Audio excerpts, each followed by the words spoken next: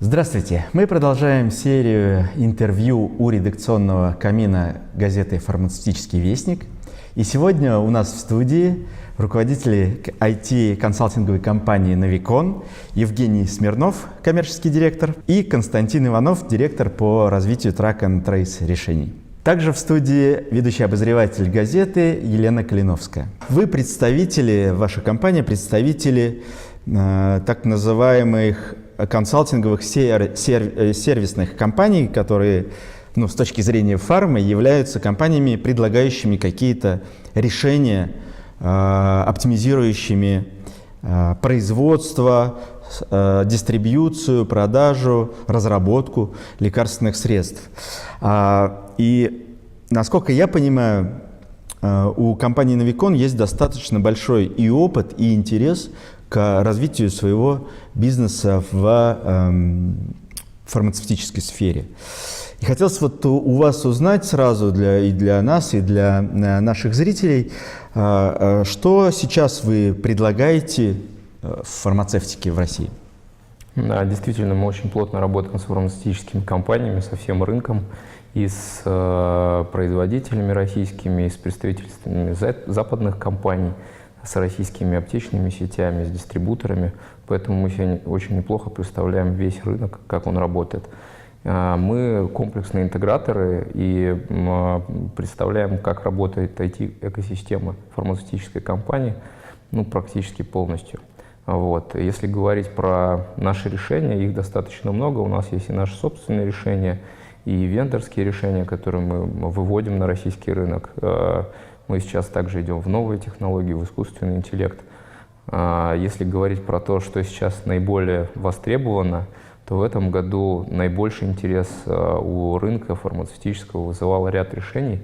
Можно сказать, что у нас в этом году очень много проектов по автоматизации взаимоотношений производителей с аптечными сетями, автоматизации аптечных контрактов, потому что этот канал продвижения сейчас занимает очень большую часть в фармацевтических компаниях, и от повышения эффективности очень много зависит.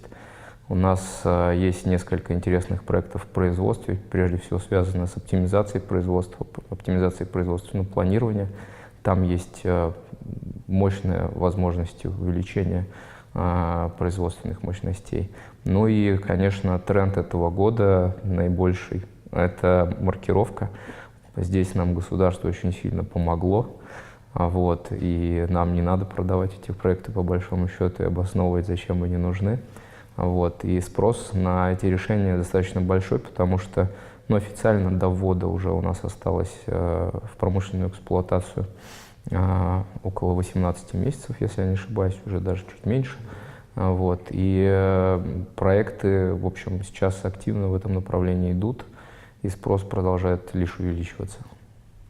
То есть сейчас самое горячее предложение – это маркировка, и у вас уже, наверное, накопился какой-то опыт в этом направлении. Могли бы вы рассказать, какие решения вы предлагаете, на что фармкомпании должны обращать внимание? Да, действительно, спрос на маркировку сейчас достаточно большой.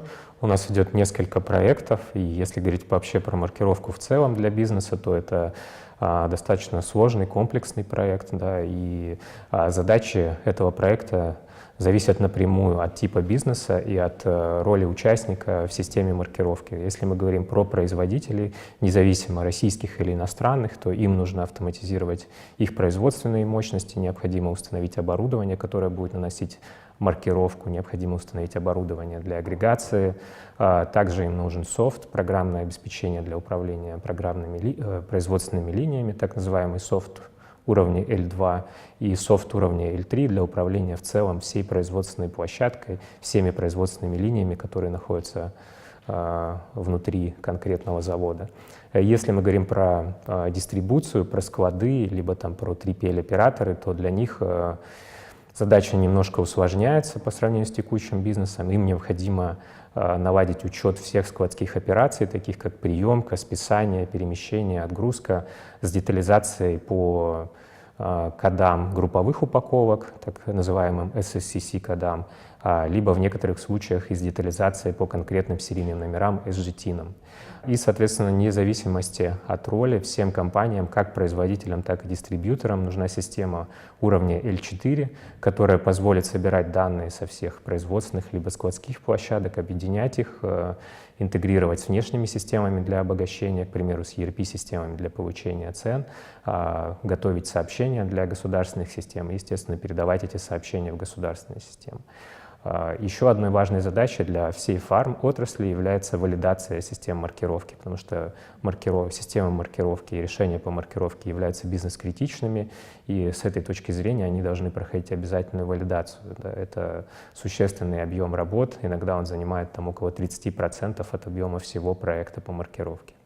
Ну, насколько я знаю, у вас был достаточно напряженный этот год с точки зрения исполнения контрактов, наполненности работ как в рознице, так и в фарм-рознице, так и в фарм-дистрибьюции, фарм-производстве. Могли бы вы поделиться, какие основные сложности с внедрением, какие основные сложности у клиентов вы встречали, и как вы, именно ваша компания, помогали их и помогают их решать? Да, по результатам общения с большим числом компаний и по результатам реализации наших проектов мы смогли сформулировать для себя несколько таких областей, на которые нужно обращать внимание, да, сложностей, на которые нужно обращать внимание. Первое, естественно, система маркировки является бизнес-критичная, соответственно, этот проект должен быть обязательно реализован. По факту без таких решений компания не может работать на российском рынке. Второе, соответственно, это то, что на самом деле это не один проект, это программа связанных проектов, и если мы говорим про большую фармкомпанию, у нее может быть несколько производственных площадок, в том числе в России, не в России, контрактные производители, склады свои, 3PL-операторов, да, и на каждой из этой площадки нужно сделать проект по маркировке, нужно внедрить оборудование, софт, и затем все дело это вместе связать, то есть проект получается сложным, и успех его зависит от успеха реализации проекта для каждого конкретного склада, завода и так далее. Что еще является сложностью? Это то, что должно большое число систем быть интегрировано, и в этом плане проект сложный с технической точки зрения, когда есть много интеграций, это всегда большое число ошибок. Третье, да, что немаловажно, это то, что законодательные, регуляторные требования и бизнес-требования, они еще до конца не определены. Здесь достаточно много белых пятен есть в законе и в трактовке этого закона. И эти проекты, они с высокой степенью неопределенности. Это накладывает дополнительные требования к проект-менеджменту, к команде проекта. Да? То есть эти проекты сложные с точки зрения проект-менеджмента. Должен быть сильный руководитель проекта, который сможет руководить целой программой проектов, так как я говорил до этого, объединит несколько проектов вместе, еще и сможет действовать в условиях неопределенности, то есть достаточно в таких гибких условиях находиться. А также есть ограниченность сроков, да, то есть до промышленной эксплуатации систем маркировки осталось совсем немного, по факту около года, а проекты эти длительные и комплексные, соответственно, времени остается очень мало. Что здесь еще важно отметить, что если это международная фармацевтическая компания, необходимо плотное взаимодействие с глобальной командой, да, и, как правило, в этих случаях проект должен реализовываться на русском и английском языках, вся проектная документация должна и коммуникация вестись на двух языках. И отдельно я бы хотел еще выделить технические сложности и российскую специфику этих проектов. Да. Если мы говорим вообще в целом про маркировку, то это достаточно глобальный тренд. Начиная с 2019 года маркировка начинает действовать в Европейском Союзе, также требования вводятся в Соединенных Штатах Америки и в других странах. Но здесь нужно не забывать о том, что в России есть своя специфика, и эта специфика достаточно серьезная. То есть это и техническая специфика, и бизнес-специфика. И в чем она заключается? С точки зрения бизнеса у нас вводится полная прослеживаемость, то есть все участники логистической цепи должны рапортовать в государственную систему. У нас большое число регуляторных сообщений, которые должны передаваться в государственную систему. То есть порядка 40-45 различных ивентов должны передаваться. В сравнении в Европе их всего, по-моему, 6-8. Да. И также эти сообщения содержат расширенный набор информации, в частности, информация о ценах, сумме налога и номере документа. И это значит, что система маркировки обязательно должна быть еще интегрирована с учетной системой, такой как ERP. И есть технические сложности. Это то, что все сообщения, передаваемые в государственную систему, должны быть подписаны усиленной квалифицированной подписью, выданной в соответствии с российскими стандартами. Ну, понятно с проблемами, да, и вы, судя по всему, их очень хорошо понимаете именно как бы глазами фармы. А какие решения это вы предлагаете? У нас в компании есть выделенный департамент, который занимается track-and-trace системами маркировки. Он составляет сейчас около 25 человек. Мы его создали из консультантов, разработчиков, которые имеют глубокую экспертизу в ERP-системах, системах управления складом. В том числе многие из них делали проекты в фармацевтической отрасли, поэтому они очень хорошо, в принципе, понимают, как работают системы, IT-системы в фармацевтических компаниях, как работают бизнес-процессы логистические в фармацевтических компаниях. И мы сейчас являемся мультивендорным поставщиком решений по маркировке для фармацевтических компаний. Если мы говорим об автоматизации деятельности производственных компаний и оборудовании для этих производственных компаний, то здесь мы работаем с вендорами Vipotec OCS, с компанией Original Group и также компанией TrackMark. То есть мы в рамках наших комплексных проектов по автоматизации маркировки можем предлагать оборудование любого из этих вендоров и в дальнейшем планируем расширять список поставщиков. Если мы говорим про системы уровня L3, то здесь мы работаем с софтом от компании Original Group. А если мы говорим про задачу на уровне L4, то для уровня L4 у нас есть решение собственной разработки, которое позволяет собрать данные со всех производственных складских площадок, выстроить правильную цепочку сообщений и передать ее в государственную систему в полном соответствии со всеми требованиями регулятора. Также здесь мы работаем с компанией SAP. Мы планируем партнерство с компанией TraceLink, достаточно известный международный вендор на этом рынке, который в данный момент разрабатывает решения для российского рынка. И мы будем помогать представительствам иностранных компаний и других компаний внедрять это решение на российском рынке. Скажите, пожалуйста, а почему нужно работать с системным интегратором, а не отдельно с вендорами софта и оборудования? Как уже Константин сказал, проекты достаточно сложные, и даже начиная просто с архитектуры, есть большое количество способов решения проблемы автоматизации маркировки. Мы здесь предлагаем лучшее best in breed, то, что называется, решение в каждой отрасли, на каждом слое. И в комплексе представляем себе, как автоматизировать, собственно говоря, вот этот процесс, от оборудования до отчета перед системой ES-маркировка. Кроме того, интеграторы обладают командой, которые внедрили всегда больше проектов, чем вы можете, чем ваши собственные сотрудники. И равная удаленность от вендоров позволяет нам всегда рекомендовать лучшие решения. Кроме того, мы внедряем проекты по методологии, которые позволяют вам управлять бюджетом и сроками. Сроки сейчас более приоритетны для всех, потому что времени остается не так много. Многие хотят иметь какой-то тестовый период, иметь какой-то период заложиться на риски, собственно говоря, внедрения и оставить 2-3 месяца до ввода системы ES-маркировки в промышленную эксплуатацию. Но звучит достаточно сложно, интеграция этих систем и софт, и железа, условно говоря, от разных поставщиков. При вашем опыте это, наверное, конечно же, легче, но наверняка эти проекты долговременные, длинные. Какое на вашем опыте среднее время от принятия решения до запуска проекта?